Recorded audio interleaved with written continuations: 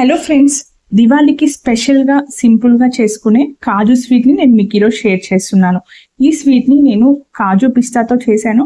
Sweet షాప్లో కన్నా పర్ఫెక్ట్గా, చాలా టేస్టీగా, ఇంట్లోనే రుచిగా ఎలా చేసుకోవాలో రెసిపీని ఫాలో అయిపోండి. అదేవిధంగా మీరు ఛానల్ని మొదటిసారి చూసినట్టయితే లైక్ చేయండి, సబ్స్క్రైబ్ చేయండి. ఇంకా నోటిఫికేషన్స్ కోసము బెల్ ఐకాన్ పైన క్లిక్ చేయండి. నేను చేసే ఏ రెసిపీ అయినా సరే పర్ఫెక్ట్గా వస్తేనే నేను మీకు షేర్ చేస్తాను, లేదంటే నేను అస్సలు రెసిపీని షేర్ చేయను. ఈరోజు నేను చేస్తున్న ఈ రెసిపీని మీరు ఇంట్లో ఈజీగా ఎలా చేసుకోవాలో స్కిప్ చేయకుండా ఫుల్ వాచ్ చేయండి. ముందుగా ఇక్కడ 400 గ్రాముల జీడిపప్పు, కప్పు కొలతలతో అయితే 2 కప్పులు మెజర్మెంట్. మీరు కప్పు కొలతతో తీసుకోవాలి, ఒకటే కప్పు చేసుకోవాలన్నా కూడా నేను మెజర్మెంట్ని మీకు ఇక్కడ చెప్పేస్తాను. నేను ఇక్కడైతే 2 కప్పులు తీసుకున్నాను జీడిపప్పు. మీరు 1 కప్పు అయినా తీసుకోవచ్చు. జీడిపప్పుని వేయించే పని లేకుండా కాజు కత్లీని ఈజీగా చేసేసుకోవచ్చు. అదేవిధంగా ఈ కాజు స్వీట్ని కూడా ఈజీగా చేసుకోవచ్చు. ఇక్కడ నేను జీడిపప్పును వేయించకుండా కాజుని డైరెక్ట్గా మిక్సీ జార్లోకి వేసేసుకుంటున్నాను. మిక్సీ జార్లోకి వేసుకున్న తర్వాత గ్రైండ్ చేసేటప్పుడు పొలుకుగా ఉండేలాగా గ్రైండ్ చేసుకోవాలి. చూసారు కదా, ఇక్కడ వీడియోలో చూపించిన విధంగా బరకగా ఉండాలి, ఫైన్ పౌడర్గా అవ్వాలి. ఎక్కువ నిమిషాలు, 2 నిమిషాలకి మించి మిక్సీ వేయకూడదు. ఎక్కువ నిమిషాలు వేసేస్తే గట్టిగా చుట్టేస్తుంది. ఇప్పుడు ఈ పౌడర్ని మనము జల్లెల్లోకి వేసేసుకొని పౌడర్ లాగా జల్లించుకోవాలి.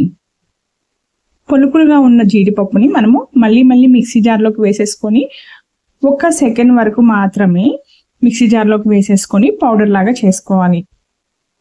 ఎందుకంటే పొలుపులుగా ఉన్న జీడిపప్పుని మనము మళ్ళీ అగైన్ గ్రైండ్ చేయడం వల్ల అది ఉండలుగా వచ్చేస్తుంది. మనము రెసిపీ చేసుకోవడానికి పర్ఫెక్ట్గా రాదు. రెండోసారి వేసేటప్పుడు మాత్రం చాలా జాగ్రత్తగా మిక్సీ వేసేసుకోండి. మీరు 1 కప్పు జీడిపప్పునైనా సరే ఇలాగే మిక్సీ వేసుకోవాలి, చల్లించుకోవాలి ఇదే ప్రాసెస్లో. ఇలా జీడిపప్పు పౌడర్ మొత్తాన్ని మనము రెడీ చేసేసుకొని పక్కన పెట్టేసుకోవాలి. ఆ తర్వాత మనము ఈ రెసిపీ చేసుకోవడానికి సెకండ్ ఇంగ్రీడియంట్, రెండో పదార్థము షుగర్ 1.5 కప్పు తీసుకుంటున్నాను నేను ఇక్కడ. మీకు స్వీట్ ఎక్కువ కావాలి అనుకుంటే 1.5 తీసుకోండి. స్వీట్ తక్కువ కావాలి అంటే 1.5 కప్పుకి 1 టేబుల్ స్పూన్ తగ్గించేసి వేసుకోండి. ఇందులోకి 1/2 కప్పు వాటర్ వేసుకోవాలి. అదే 1 కప్పు జీడిపప్పుకి అయితే 3/4 కప్పు షుగర్ వేసుకోవాలి, 1/4 కప్పు వాటర్ వేసుకోవాలి. ఇప్పుడు మనం షుగర్ని ఈవెన్గా కరిగించుకోవాలి. షుగర్ని మనము హై ఫ్లేమ్లో పెట్టేసి కరిగించేస్తే కొంత పాకం వచ్చేస్తుంది, కొంత షుగర్ కరిగిపోదు. అలా కాకుండా ఈవెన్గా షుగర్ని లో ఫ్లేమ్లో ఉంచేసుకొని కరిగించుకోవాలి. అప్పుడు మనకు కావాల్సిన పాకము పర్ఫెక్ట్గా వస్తుంది. షుగర్ అంతా కరిగిపోయిన తర్వాత మనము తీగ పాకం వచ్చే వరకు సిరప్ని ఉడికించుకోవాలి. షుగర్ సిరప్ త్వరగా చిక్కబడిపోతుంది కాబట్టి మనము మధ్యలో పాకాన్ని చెక్ చేసుకుంటూ ఉండాలి. ఈ విధంగా పాకం రావాలి. ఇలా తీగ పాకం వచ్చిన తర్వాత స్టవ్ని ఆఫ్ చేసుకోండి. ఆఫ్ చేసుకున్న తర్వాత జీడిపప్పుని చల్లించుకున్న పౌడర్ ఉంది కదా, ఆ పౌడర్ మొత్తాన్ని వేసేసుకొని మనము మిక్స్ చేసుకోవాలి. ఇలా ఆఫ్ చేసి ఎందుకు వేస్తున్నాను అనంటే ఉండలు కట్టకుండా మనము నిదానంగా మిక్స్ చేసుకోవచ్చు. రెసిపీ కూడా పర్ఫెక్ట్గా వస్తుంది. ఇలా కలుపుకోవడానికి కూడా మనకి ఈజీగా అయిపోతుంది. ఇలా మొత్తాన్ని మిక్స్ చేసుకున్న తర్వాత స్టవ్ని ఆన్ చేసుకోండి. ఇలా ఈ మిశ్రమాన్ని అంతా కలిపేసిన తర్వాత మళ్ళీ స్టవ్ ఆన్ చేసుకోవాలి. ఆన్ చేసుకున్న తర్వాత ఇది కొద్దిగా చిక్కపడుతూ ఉంటుంది. చిక్కపడుతూ ఉన్న టైంలో మనము నెయ్యి వేసుకోవాలి. నెయ్యి నేను ఇక్కడ 1/4 కప్పు కన్నా 2 టేబుల్ స్పూన్లు ఎక్కువ వేసుకున్నాను. అదేవిధంగా మీరు 1 కప్పు జీడిపప్పుకి అయితే 1/4 కప్పు నెయ్యి చాలు. నెయ్యి వేసిన తర్వాత ఈ రెసిపీ మొత్తము దగ్గర పడుతూ ఉంటుంది.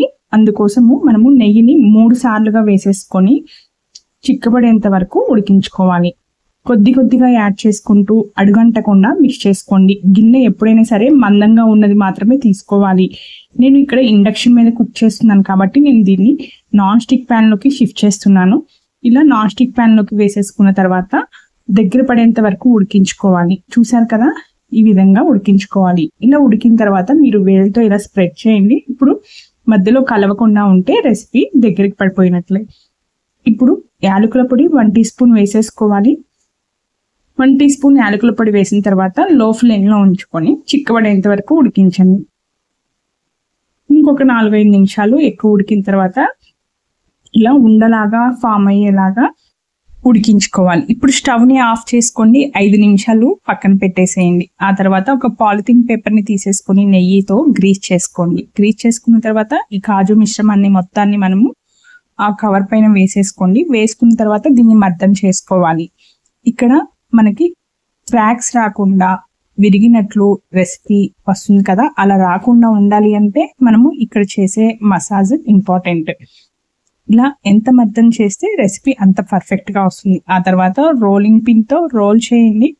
రోల్ చేసిన తర్వాత నేను ఇక్కడ 1/4 కప్పు పిస్తాను కొంచెం మిక్సీలోకి వేసేసుకున్నాను. పొలుకులుగా దాన్ని వేసేసుకొని స్ప్రెడ్ చేస్తున్నాను. స్ప్రెడ్ చేసిన తర్వాత రోల్ చేసుకోవాలి. మీరు కావాలంటే ఇలాగే జీడిపప్పు అయినా బాదం పప్పు అయినా వేసేసుకొని చేసుకోవచ్చు. ఇలా రోల్ చేసుకున్న దాన్ని మనము సమంగా స్ప్రెడ్ చేసుకోవాలి.